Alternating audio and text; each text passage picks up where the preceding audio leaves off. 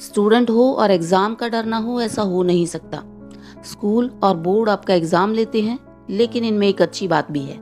ये साल भर पहले आपको सिलेबस बता देंगे और महीना भर पहले आपको डेट शीट बता देंगे।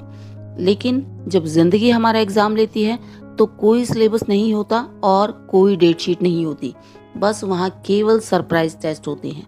इसलिए जब भी हमें प्रैक्टिस का मौका मिले, प्रैक्टिस कर लेनी चाहिए, और जब भी हमें रिवीजन का मौका मिले, रिवीजन कर लेना चाहिए। मेरी क्लास के एक बच्चे ने मुझसे एक दिन सवाल पूछा कि मैम, क्यों बार बार मेन एग्जाम से पहले कभी यूनिट टेस्ट होते हैं, कभी मिड टर्म होते हैं और कभी प्री बोर्ड होते हैं। तो मैंने उसे जवाब दिया, बेटा ये सब आपकी बोर्ड की प्रिपरेशंस हैं। वो शायद परेशान था, संतुष्ट नहीं हुआ और बोला, इतनी प्रैक्टिस हमें डिस्टर्ब करती है। ढंग से सिलेबस पूरा नहीं हुआ, ढंग से रिवीजन पूरा नहीं हुआ। अगर हम प्री बोर्ड देंगे और अच्छे मार्क्स नहीं आए तो हम डिसअपॉइंट हो जाएंगे। मुझे समझ में आ गया कि बच्चा पहले से ही डिसअपॉइंट है। केवल आदर्शवादी ज्ञान इसको देने से कुछ नहीं होगा। इसलिए मैंने उसे एक रियल लाइफ स्टोरी सुनाई। हो सकता है वो स्टोरी आपके भी काम आए। तो चलिए शुरू करते हैं।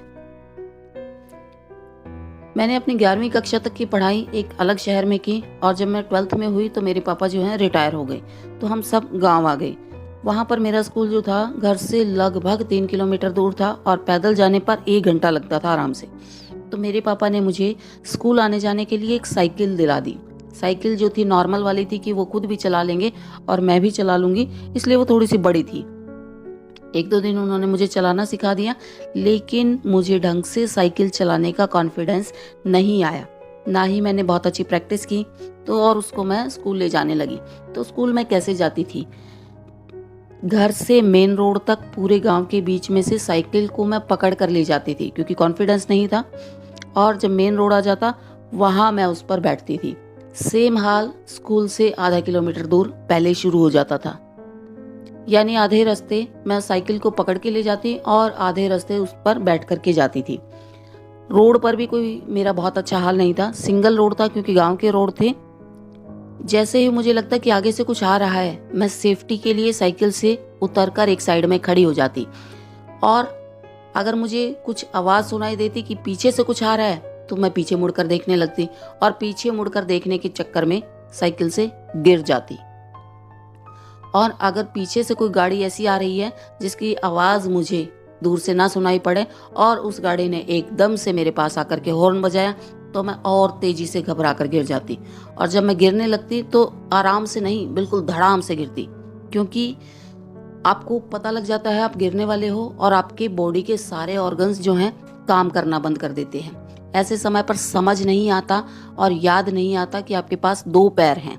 आप उन पैरों का इस्तेमाल कर सकते हो अपने आप को बचाने के लिए, या भगवान ने आपको 2 हाथ दिए हैं और साइकिल में ब्रेक भी हैं, आप साइकिल में ब्रेक लगा सकते हो तो भी गिरने से बच जाओगे। या थोड़ा सा आप दिमाग का प्रयोग करें और ये सोचें कि जो पीछे से गाड़ी वाला आ रहा है वो भी सेफ्टी से निकल जाएगा अगर मैं थोड़ा सा साइड में हो लूँ तो। वो बंदा को ये सोच के थोड़ी निकला है कि आज कोई रास्ते में स्कूल जाने वाली लड़की मिलेगी तो मुझे उसको कुचल करके आगे बढ़ना है। अपने साइकिल वाले ड्रामे को मैंने 15-20 दिन जारी रखा। इस दौरान ना मैंने कोई एक्स्ट्रा प्रैक्टिस की, ना ही मैंने रिस्क उठाया और ना ही मैंने बहुत अधिक पेशेंस रखा। कोई एक आधा दिन ऐसा निकलता था जिस दिन मैं बिना गिरे सेफ घर तक पहुंच जाऊं। 15-20 दिन बाद मैंने गिव अप कर दिया और मैं ऐसे ही लटक पटक ऊंट गाड़ी में, ट्रैक्टर में या पैदल स्कूल चली जाती थी। उसके बाद एग्ज़ाम हो गए और साइकिल चलाना जो है हमेशा के लिए ख़त्म हो गया। उसका परिणाम क्या हुआ? जो मैंने गिव अप कर दिया साइकिल सीखने में, उसका परिणाम ये हुआ कि 26-27 साल के बाद भी आज तक मैं ड्राइविंग नहीं सीख पाई हूँ। फ़ोन में भी ड्राइविंग वाले गेम मुझे पसंद नहीं है। और पिछले 2-3 सालों में अगर मैंने एक आध बार कोशिश भी की है ड्राइविंग सीखने की, तो मेरी बेटियां मुझे वो पापा की परी वाले कुछ वीडियो भेज देती हैं जिसमें कुछ लड़कियां अजब गजब तरीके से जो है स्कूटी चला रही होती हैं। इस कहानी को सुनाने के पीछे मेरा मोटिव क्या है? यदि आपको आज प्रैक्टिस का समय मिल रहा है तो आप प्रैक्टिस अच्छे से करें। आपको प्री बोर्ड के माध्यम से अपने मूल्यांकन का अवसर मिल रहा है, आपको आपकी कमियां जानने का अवसर मिल रहा है, तो आप अपनी कमियों को ढूंढें, किस चैप्टर में, किस टॉपिक में, किस सब्जेक्ट में आपको और मेहनत की और तैयारी की ज़रूरत है। तो ये सारी चीज़ें आपको प्री बोर्ड का एग्ज़ाम अगर आप ईमानदारी से देते हैं तो आपको पता चल जाएंगे। उसके बाद भी लगभग 2 महीने का समय आपके पास है।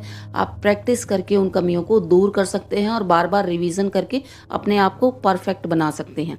लेकिन अगर आप सीधे एग्ज़ाम में गए तो आपका क्या हाल होगा? बिल्कुल मेरे जैसा हाल होगा, आप धड़ाम से गिरोगे। क्वेश्चन पेपर का अगर पहला क्वेश्चन भी आपको मुश्किल दिख गया तो टेंशन और प्रेशर से आपके भी बॉडी ऑर्गन काम करना बंद कर देंगे, जैसे कि मेरे कर देते थे। इसलिए अगर आपको मौका मिल रहा है तो उस मौके का आप सदुपयोग कीजिए, अपना मूल्यांकन कीजिए और आपकी कमियों को दूर कीजिए। मेरी इस कहानी से उस बच्चे को प्रैक्टिस का महत्व समझ में आ गया। आई होप आपको भी ये स्टोरी अच्छी लगी होगी।